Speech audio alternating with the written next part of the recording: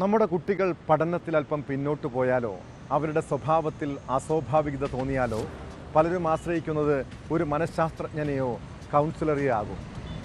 Counselling ചെയ്യുമ്പോൾ മക്കൾ സ്വന്തം മാതാപിതാക്കളോട് പോലും പറയാത്ത കാര്യങ്ങളെക്കുറിച്ച് മനസ്സ് തുറന്നിരിക്കും.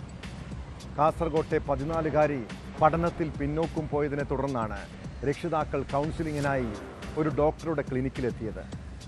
എന്നാൽ കുട്ടിയുമായി സംസാരിക്കുന്ന സമയത്ത് അയാൾ അവളോട് മോശമായി പെരുമാറി. 2023 നടന്ന ഈ സംഭവത്തെക്കുറിച്ച് പെൺകുട്ടി സ്വന്തം അച്ഛനമ്മമാരോട് പോലും പറയാൻ തയ്യാറായില്ല.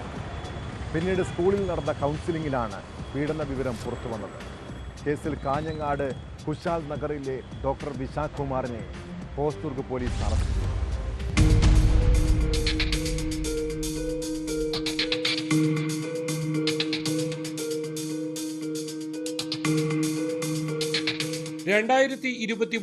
സെപ്റ്റംബറിലാണ് കേസിനാസ്പദമായ സംഭവം. കാഞ്ഞങ്ങാട് കുശാൽ നഗർ റെയിൽവേ ഗേറ്റിന് സമീപത്തെ ക്ലിനിക്കിൽ കൗൺസിലിംഗിനെത്തിയ 14-കാരിയെ ഡോക്ടർ വിശാഖ് കുമാർ ലൈംഗികമായി പീഡിപ്പിക്കുകയായിരുന്നു. പഠനത്തിൽ പിന്നോക്കം പോയതിനെ തുടർന്നാണ് ചന്തേര പോലീസ് സ്റ്റേഷൻ പരിധിയിലെ പെൺകുട്ടിയെ കൗൺസിലിംഗിനായി ഡോക്ടറുടെ വീടിനോട് ചേർന്ന് പ്രവർത്തിക്കുന്ന ക്ലിനിക്കിലെത്തിച്ചത്. ഈ സമയത്ത് പെൺകുട്ടിയെ ഡോക്ടർ ഉപദ്രവിക്കുകയായിരുന്നു. ഭയം കാരണം വിവരം പുറത്തു പറഞ്ഞിരുന്നില്ല.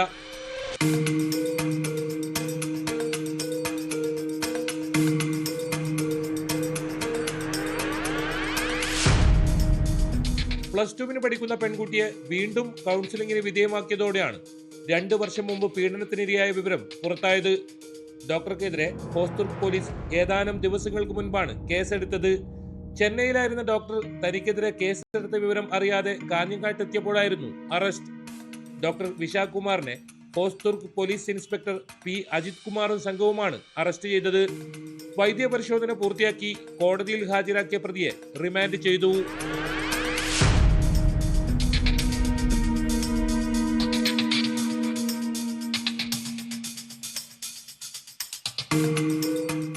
ന്യൂസ് 18 കാസർഗോഡ്.